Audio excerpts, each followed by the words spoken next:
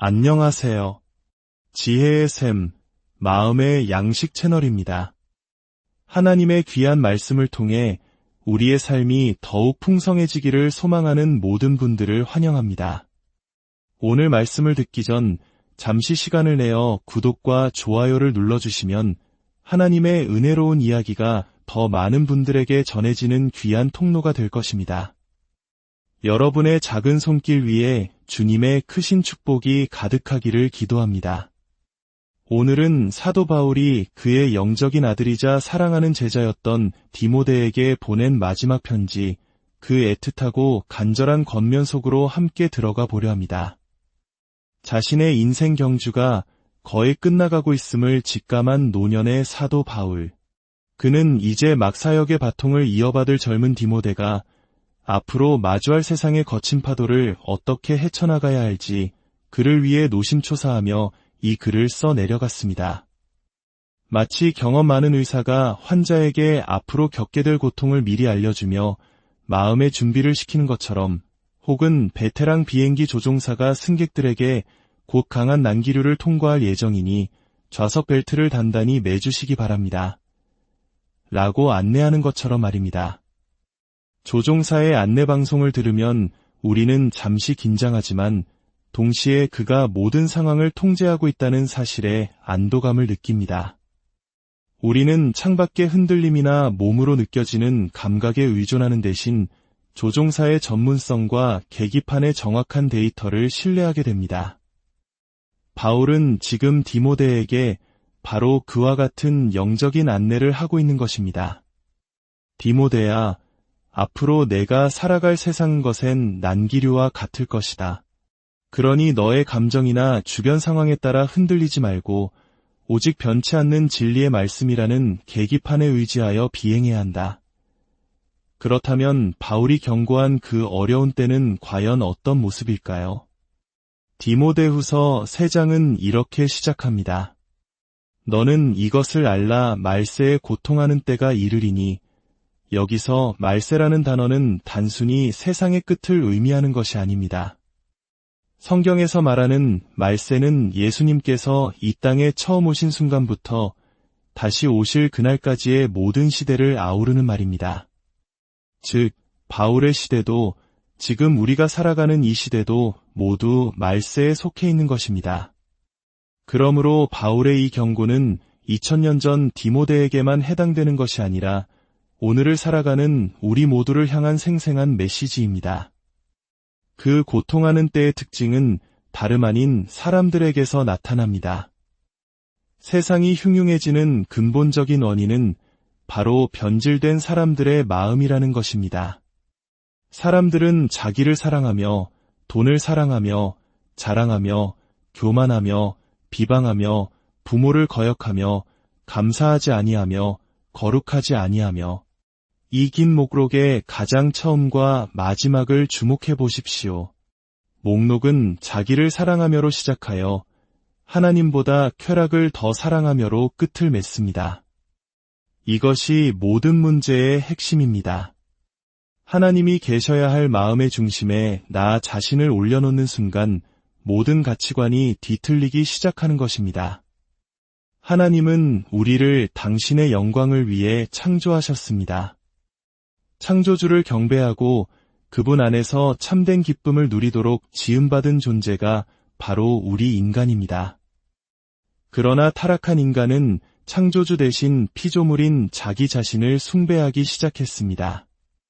내가 내 인생의 주인이다라고 선언하며 스스로를 경배의 대상으로 삼는 것입니다. 오늘날 우리가 살아가는 시대를 한번 둘러보십시오. 이 말씀이 얼마나 정확하게 현실을 꿰뚫고 있는지 모릅니다. 서점에 가면 나는 정말 대단해, 나라는 존재의 영광을 찬양하는 일기장과 같은 제목의 책들이 넘쳐납니다. 끊임없이 스스로를 격려하고 자신의 위대함을 확인하라고 부추깁니다. 소셜미디어는 셀카 문화로 대표되는 자기과시의 장이 되었습니다. 내가 어디서 무엇을 먹고 누구를 만나는지 끊임없이 전시하며 다른 사람들의 인정을 갈구합니다. 이는 단순히 사진을 찍는 행위를 넘어 내가 여기에 존재하며 나는 이렇게 중요한 사람이다 라고 외치는 자기중심적 시대의 단면을 보여줍니다. 한 사회학자는 이런 현상을 자기 자신이 자신의 가장 큰 팬이자 스스로를 쫓는 파파라치가 되는 나르시시즘의 극치라고 표현했습니다. 이렇게 자기 사랑이 팽배한 사회에서는 다른 가치들이 설 자리를 잃게 됩니다. 부모에 대한 공경과 감사는 낡은 것이 되고 절제와 인내보다는 즉각적인 쾌락을 좇는 것이 현명한 삶이라 여겨집니다.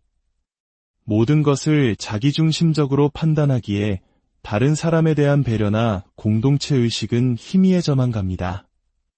더욱 무서운 것은 이러한 세태가 세상에만 머무는 것이 아니라 교회 안으로까지 스며든다는 사실입니다. 바울은 이렇게 경고합니다. 경건의 모양은 있으나 경건의 능력은 부인하는 자들이니 이 같은 자들에게서 내가 돌아서라. 이들은 겉으로는 신앙인의 모습을 하고 있습니다. 어쩌면 유창한 말솜씨로 성경을 인용하고 사람들을 끌어모으는 매력을 가졌을지도 모릅니다. 텔레비전이나 라디오에 나와 대중적인 인기를 누릴 수도 있습니다. 하지만 그들의 삶에는 하나님의 말씀을 실제로 살아내는 능력이 빠져 있습니다. 그들의 삶은 그들이 선포하는 메시지와는 전혀 다른 방향으로 흘러갑니다. 마치 잘 포장된 상자 안의 내용물은 텅 비어있는 것과 같습니다. 바울은 단호하게 말합니다. 디모데야, 그런 사람들을 멀리하여라. 그들에게 지도자의 역할을 맡기지 마라. 이는 오늘날 우리에게도 중요한 교훈을 줍니다. 교회의 지도자를 선택할 때 그의 화려한 언변이나 외적인 성공이 아니라 그의 삶이 정말로 그가 전하는 말씀과 일치하는지, 그의 삶에 경건의 능력이 나타나는지를 분별해야 한다는 것입니다. 그렇다면 이처럼 혼란하고 부패한 세상 속에서 디모데는, 그리고 우리는 무엇을 붙잡아야 할까요? 바울은 이제 어두운 현실에 대한 묘사에서 돌아서 디모데가 따라야 할 빛나는 모범을 제시합니다. 바로 자기 자신의 삶입니다. 그러나 너는 나의 교훈과 행실과 의향과 믿음과 오래 참음과 사랑과 인내를 따랐으며, 바울은 디모데에게 내가 말한 대로 살아라가 아니라 내가 본 나의 삶을 따르라고 말하고 있습니다. 이것이야말로 모든 영적 지도자가 가져야 할 가장 위대한 자신감입니다.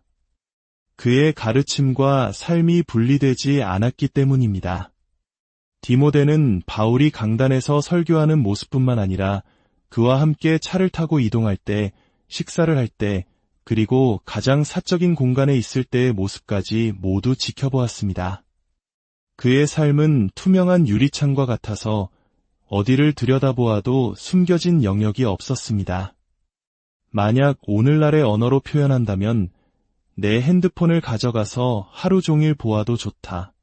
내 노트북을 열어 모든 파일을 검토해도 괜찮다고 말할 수 있는 것과 같습니다. 이 얼마나 놀라운 삶의 정직함입니까? 바울의 삶은 편안하고 순탄한 삶이 아니었습니다. 그는 복음을 전하다가 겪었던 박해와 고난을 상기시킵니다. 안디옥과 이고니온과 루스드라에서 당한 일들, 심지어 돌에 맞아 거의 죽었다가 살아난 끔찍한 경험까지도 말입니다. 이는 오늘날 만연한 기복신앙에 대한 강력한 도전입니다. 예수님을 잘 믿으면 모든 일이 형통하고 건강하고 부자가 된다는 메시지와는 정반대입니다. 바울은 오히려 이렇게 선언합니다. 무릇 그리스도 예수 안에서 경건하게 살고자 하는 자는 박해를 받으리라. 세상이 어두울수록 빛은 더욱 미움을 받게 마련입니다. 세상의 가치관을 거슬러 하나님의 뜻대로 살고자 할 때 우리는 세상으로부터 미움과 조롱을 받을 수밖에 없다는 것입니다. 마치 우리 민족이 일제강점기라는 암흑의 시절 속에서 신앙의 절개를 지키기 위해 수많은 고난을 감내해야 했던 것처럼 경건한 삶에는 반드시 그에 따르는 대가가 있습니다. 예수님께서도 말씀하셨습니다. 세상이 너희를 미워하면 너희보다 먼저 나를 미워한 줄을 알라. 그러니 세상이 우리를 이해하지 못하고 때로는 적대적으로 대할 때 우리는 놀라거나 낙심할 필요가 없습니다. 그것은 우리가 주님께 속했다는 증거이기 때문입니다. 이제 바울은 이 모든 권면의 결론이자 혼란한 시대를 살아갈 유일한 해답을 제시합니다. 그러나 너는 배우고 확신한 일에 거하라. 모든 것이 변하고 무너지는 세상 속에서 우리가 굳건히 서 있어야 할 반석은 바로 우리가 배우고 확신하게 된 하나님의 말씀이라는 것입니다. 디모데는 누구에게서 이 말씀을 배웠습니까? 바로 그의 외할머니 로이스와 어머니 유닉에, 그리고 영적 아버지인 바울에게서 배웠습니다. 어릴 때부터 할머니와 어머니의 무릎 위에서 들었던 거룩한 이야기들, 그 말씀들이 그의 인격과 신앙의 기초가 되었습니다. 우리 한국의 많은 신앙인들도 이와 비슷한 경험을 가지고 있을 것입니다. 자식들을 위해 새벽마다 눈물로 기도하시던 할머니, 주일이면 무슨 일이 있어도 자녀들의 손을 잡고 교회로 향하시던 어머니, 그분들이 물려주신 신앙의 유산이 얼마나 귀한 것인지 모릅니다. 그리고 바울은 그 말씀의 본질에 대해 이렇게 선언합니다. 모든 성경은 하나님의 감동으로 된 것으로 교훈과 책망과 바르게 함과 의로 교육하기에 유익하니 이는 하나님의 사람으로 온전하게 하며 모든 선한 일을 행할 능력을 갖추게 하려 함이라. 성경은 단순히 위인들의 지혜나 도덕적인 교훈을 모아놓은 책이 아닙니다. 하나님의 감동으로 되었다는 것은 하나님께서 직접 숨을 불어넣으셨다는 의미입니다. 성경은 살아있는 하나님의 말씀 그 자체입니다. 이 말씀은 우리 삶의 완벽한 내비게이션과 같습니다. 교훈을 통해 우리가 가야 할 올바른 길을 보여주고, 책망을 통해 우리가 잘못된 길로 들어섰을 때 경고해줍니다. 바르게 함을 통해 우리를 다시 바른 길로 되돌려놓고, 의로 교육함을 통해 우리가 그 길에서 벗어나지 않고 계속해서 달려갈 수 있도록 훈련시킵니다. 이 모든 것이 필요합니까? 바로 우리를 하나님의 사람으로 온전하게 만들기 위함입니다. 세상의 풍파 속에서 흔들리지 않고 모든 선한 일을 행할 수 있는 견고하고 능력 있는 사람으로 세우기 위함입니다. 사랑하는 성도 여러분, 오늘 우리는 바울이 디모데에게 남긴 마지막 유언과도 같은 말씀을 들었습니다. 자기를 사랑하는 것이 최고의 가치가 되어버린 시대, 경건의 모양만 있고 능력은 사라진 종교가 범람하는 시대, 진리가 조롱받고 가치관이 혼란스러운 시대. 2000년 전 바울이 묘사했던 그 시대는 놀라울 정도로 오늘 우리의 모습과 닮아 있습니다. 하지만 우리에게는 소망이 있습니다. 마르틴 루터는 종교개혁의 거센 불길 속에서 이렇게 찬송했습니다. 온 세상에 마귀들 끌어 우리를 삼키려 해도 겁내지 말고 굳세게 싸워 이기리로다. 진리가 우리를 지키리. 그렇습니다.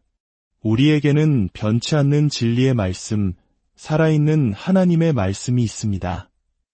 우리를 가르치고 바로잡고 온전하게 세우는 능력이 있습니다.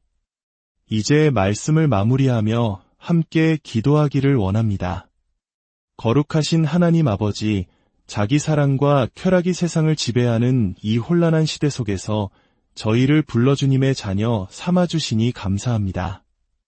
세상의 가치관에 휩쓸려 떠내려가지 않게 하시고 오직 변치 않는 주님의 말씀을 굳게 붙잡게 하여 주시옵소서. 저희의 삶이 말로만 그치는 신앙이 아니라 바울처럼 삶으로 증명해내는 경건의 능력이 있는 삶이 되게 하여 주옵소서. 우리를 가르치고 바로잡고 온전하게 하시는 성경 말씀을 날마다 묵상함으로 모든 선한 일을 행할 능력을 갖춘 하나님의 사람으로 굳건히 서게 하여 주시옵소서. 이 모든 말씀 우리 주 예수 그리스도의 이름으로 기도드립니다. 아멘. 오늘도 주님의 말씀 안에서 평안한 하루 보내시길 바랍니다. 지금까지 지혜